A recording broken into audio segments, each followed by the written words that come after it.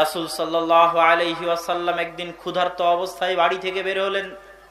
ক্ষুধার জ্বালায় বাড়ি থেকে বের হওয়ার পর দেখেন আবু বকর রাদিয়াল্লাহু তাআলা আনহু বাড়ি থেকে বের হয়েছে। আল্লাহ রাসূল অসময়ে যে, আল্লাহ রাসূল বলেন, আবু বকর তুমি অসময়ে যে, দুপুরবেলা আয-যাহিরা, আল্লাহ রাসূল বাড়িতে খাবার নাই, খাদ্যের সন্ধানে বের হয়েছি। আল্লাহ রাসূল বললেন, না আমিও খাবার নাই, খাদ্যের সন্ধানে বের হয়েছি। দেখতে দেখতে দেখা গেল ওমর রাদিয়াল্লাহু তাআলা আনহু বের হলেন।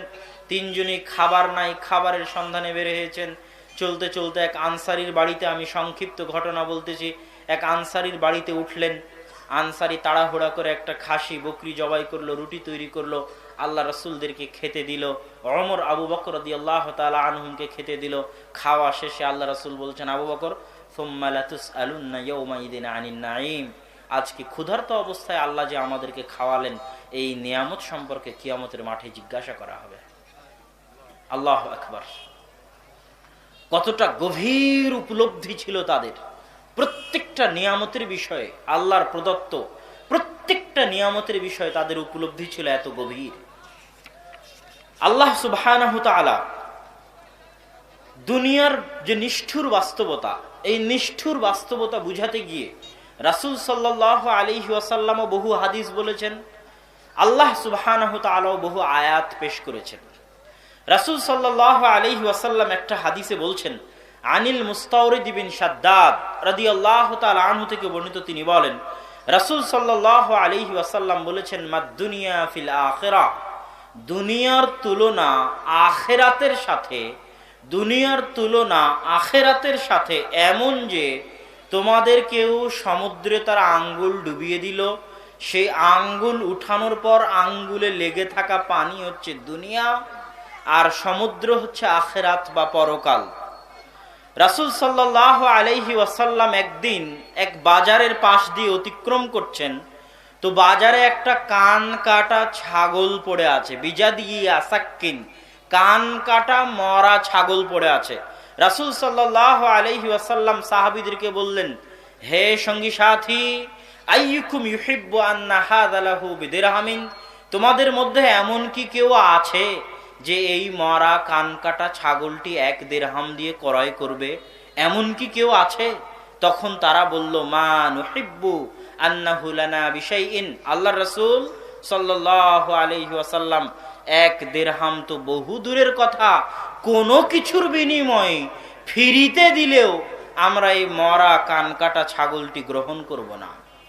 তখন রাসূল সাল্লাল্লাহু আলাইহি ওয়াসাল্লাম বলছেন, ফাওয়াল্লাহি লাদ দুনিয়া আহওয়ানু ইনদাল্লাহ মিন হাদা আলাইকুম, এই মরা কান কাটা ছাগলটি তোমাদের নিকটে যতটুকু মূল্যহীন, এর কোনো মূল্যই নাই, আল্লাহ সুবহানাহু তাআলার নিকটে এই দুনিয়া তার চাইতে বেশি মূল্যহীন। আল্লাহ সুবহানাহু তাআলার নিকটে এই দুনিয়ার কোনো মূল্য নেই। সাহাল বিন সাদ রাদিয়াল্লাহু তাআলা আনহু থেকে বর্ণিত, তিনি বলেন, রাসূল সাল্লাল্লাহু আলাইহি ওয়াসাল্লাম বলছেন, লাউ কানাতিদ দুনিয়া তাজিনু ইনদাল্লাহ, যদি দুনিয়ার ওজন, দুনিয়ার মূল্য আল্লাহর নিকটে একটা মাছির ডানার সমান হতো, মা সাকা কাফিরাম মিনহা, একজন কাফেরও 1 ঢোক পানিও দুনিয়াতে পান করতে পারত না। সারা পৃথিবীর মূল্য কত টাকা হতে পারে মানুষ কি নির্ধারণ করতে পারবে? সাভার বাজারে 1 কাঠা জমির দাম কত হবে? ঢাকা শহরে 1 কাঠা জমির দাম কত হবে? বসুন্ধরায় সেটা কত হবে? গুলশানে গেলে সেটা কত হবে? ধানমন্ডিতে গেলে কত হবে? সেই জমি আবার লন্ডনে গেলে কত হবে? নিউ ইয়র্কে গেলে কত হবে? সিলিকন ভ্যালিতে গেলে কত হবে? হংকং শহরে গেলে কত হবে? চীনের রাজধানীতে গেলে কত হবে? তাহলে সারা পৃথিবীতে যত জমি আছে সব জমির মূল্য কত হবে? এই জমিতে পৃথিবীর শুরু থেকে নিয়ে আজ পর্যন্ত যত ফসল উৎপাদিত হচ্ছে, এখন হচ্ছে, অতীতে হয়েছে, ভবিষ্যতে হবে, তার দাম কত হবে? এই জমির, এই মাটির নিচে লুকিয়ে থাকা স্বর্ণের খনি, তেলের খনি, সবকিছুর খনি, গ্যাসের খনি, সেগুলোর মূল্য কত টাকা হতে পারে? এই পৃথিবীতে মানুষের ব্যাংক ব্যালেন্সে কত টাকা থাকতে পারে? সারা পৃথিবীর সব ব্যাংক ব্যালেন্সে অতীতে কত টাকা ছিল, ভবিষ্যতে কত থাকতে পারে, সবগুলোকে জমা করে মানুষের পক্ষে এই পৃথিবীর মূল্য নির্ধারণ করা সম্ভব নয়। অথচ এই সবগুলোকে যদি এক পাল্লায় রাখা হয়, তাহলে মরা কানকাটা ছাগল আর একটা মাছির ডানা, এগুলো দিয়ে আল্লাহ রসুল সাল্লাল্লাহু আলাইহি ওয়াসাল্লাম উদাহরণ দিলেন। পৃথিবীতে কাফের ধনী হয় না। এখন পৃথিবীর যত ধনীর সিরিয়াল লিস্ট আছে সবই তো কাফের। মুকেশ আম্বানি বলেন, আর চীনের Alibaba.com-এর মালিক বলেন, আর ওই আমেরিকার ওই লোকের নাম কি, বিল গেটস বলেন, মাইক্রোসফটের মালিক, এরকম যত আছে সবই কাফের। তাহলে মানুষ বলে কাফের কি জন্য এত ধনী? তো আল্লাহ সুবহানাহু ওয়া তাআলা, রাসূল সাল্লাল্লাহু আলাইহি ওয়াসাল্লাম আরেক হাদিসে বলছেন, ইন্নাল্লাহা ইউতিদ দুনিয়া লিমান ইউহিব ওয়া মান লা ইউহিব। আল্লাহ দুনিয়া যাকে ভালোবাসেন তাকেও দেন, যাকে ভালোবাসেন না তাকেও দেন। আল্লাহ দুনিয়া যাকে ভালোবাসেন তাকেও দেন, যাকে ভালোবাসেন না তাকেও দেন। কারুন কি ধনী ছিল না? কারুনকে কি আল্লাহ ভালোবাসতেন? ফেরাউন কি ক্ষমতাশালী ছিল না? ফেরাউনকে কি আল্লাহ ভালোবাসতেন? তাহলে আল্লাহ ফেরাউন এবং কারুনকে কাফের হওয়ার পরও ধন সম্পদ ক্ষমতা দিয়েছেন। আবার দাউদ আর সুলাইমানকে মুমিন হওয়ার পরও, ইমানদার হওয়ার পরও ধন সম্পদ এবং ক্ষমতা দিয়েছেন। তাহলে ধন সম্পদ ক্ষমতা আল্লাহর ভালোবাসার মানদণ্ড নয়।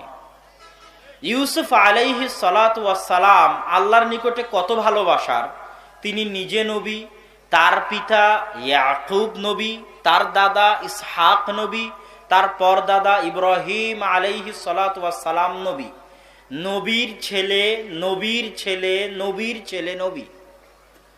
এত মহান উঁচু বংশের অধিকারী হওয়ার পরেও, নিজে নবী হওয়ার পরেও, নবীর বংশে হওয়ার পরেও, বাপ দাদা পরদাদা নবী হওয়ার পরেও তিনি ভাইদের কর্তৃক কুয়াতে নিক্ষিপ্ত হয়েছেন। আপনি কি আপনার ভাইদের কর্তৃক মেরে ফেলার জন্য কুয়াতে নিক্ষিপ্ত হয়েছিলেন? হননি। তিনি কৃতদাস হিসেবে বাজারে বিক্রি হয়েছেন। আপনি কি কৃতদাস হিসেবে বাজারে বিক্রি হয়েছিলেন? হননি। তিনি মানুষের বাড়িতে গোলাম হিসেবে, চাকর হিসেবে কাজ করেছেন।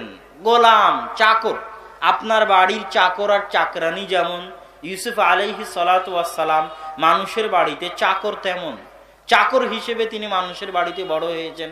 আপনি মানুষের বাড়িতে চাকর ছিলেন না। ইউসুফ আলাইহিস সালাতু ওয়াস সালাম বিশাল মিথ্যা অপবাদ মাথায় নিয়েছেন, আপনি মাথায় নেননি। ইউসুফ আলাইহিস সালাতু ওয়াস সালাম মিথ্যা অপবাদ মাথায় নিয়ে 7 বছর বিনা অপরাধে জেল খেটেছেন, আপনি খাটেননি। তো আপনি কি এখন বলবেন আল্লাহ ইউসুফ আলাইহিস সালামকে ভালোবাসে না? এটা কি বলার কোনো সুযোগ আছে? আল্লাহ ইউসুফ আলাইহিস সালাতু ওয়াস সালামকে যে ভালোবাসেন তার প্রমাণ হচ্ছে আল্লাহ সুবহানাহু তাআলা তাকে জেনার মতো মহা অপরাধ থেকে বাঁচিয়ে দিয়েছিলেন। আল্লাহু আকবার। এটা হচ্ছে আল্লাহ যে তাকে ভালোবাসেন তার প্রমাণ। তার মানে দুনিয়াবি ধন সম্পদ ক্ষমতা আল্লাহর ভালোবাসার মানদণ্ড নয়। আল্লাহ আপনাকে তার আনুগত্য করার কতটুকু সুযোগ দিচ্ছেন সেটা হচ্ছে আল্লাহর ভালোবাসার মানদণ্ড। আপনার চুরি ডাকাতি, জেনা বাটপার, জুলুম অত্যাচার, সুদ ঘুষ, হালাল হারাম, গান বাজনা, টিভি সিনেমা, অশ্লীলতা, নামাজবিহীনভাবে থাকা, জাকাতবিহীনভাবে থাকা, এগুলোর মধ্যে যদি আপনি ডুবে থাকেন তাহলে বুঝতে হবে এগুলোই আপনার জন্য আল্লাহর পক্ষ থেকে দেওয়া সবচেয়ে বড় শাস্তি। এগুলো দিয়ে আল্লাহ আপনাকে তার রহমত থেকে দূরে করে দিয়েছে, আল্লাহ আপনাকে তার করুণা থেকে বঞ্চিত করে দিয়েছে, আল্লাহ আপনাকে তার দয়া থেকে বিতাড়িত করে দিয়েছে। আল্লাহর সাথে আপনার কোনো সম্পর্ক নাই, আপনি আল্লাহর দরবার থেকে বিতাড়িত, তার রহমত ও করুণা বঞ্চিত। আপনি এতিম, মিসকিন। ওর চেয়ে বড় এতিম মিসকিন পৃথিবীতে কেউ হতে পারে না যার সম্পর্ক আল্লাহর সাথে নাই। সে সবচেয়ে বড় এতিম, সবচেয়ে বড় মিসকিন।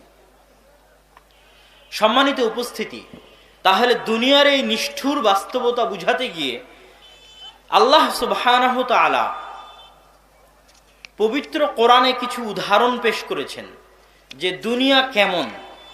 তার মধ্যে একটা উদাহরণে রাসূল সাল্লাল্লাহু আল্লাহ সুবহানাহু তাআলা বলছে যে একটা মানুষ অনেক কষ্ট করে একটা পার্ক তৈরি করলো, একটা অনেক সুন্দর দামি পার্ক তৈরি করলো। তৈরি করার পর খোলার পূর্ব মুহূর্তে সেই পার্কে ভূমিকম্প হয়ে, ধূলিসাৎ হয়ে, ঝড় বৃষ্টি হয়ে ধ্বংস হয়ে গেল। তো এই ধূলিসাৎ হওয়া পার্কটা যেমন, এই দুনিয়ার মূল্য আল্লাহ সুবহানাহু ওয়া তাআলার নিকটে তেমন। এই উদাহরণ আল্লাহ দিয়েছেন সূরা ইউনূসের 24 নম্বর আয়াতে, হাদীদের 20 নম্বর আয়াতে। এই উদাহরণগুলো আল্লাহ সুবহানাহু ওয়া তাআলা পবিত্র কোরআনের আরো বহু জায়গায় দিয়েছেন। একটা ছোট বাচ্চা নদীর ধারে গিয়ে একটা ছোট্ট খেলনা তৈরি করলো, খেলনা তৈরি করে সেটা পা দিয়ে ভেঙে দিল। এই ছোট বাচ্চার নিকটে ওই খেলনার মূল্য যেমন, আল্লাহ সুবহানাহু ওয়া তাআলার নিকটে এই দুনিয়ার মূল্য তার চাইতেও কম।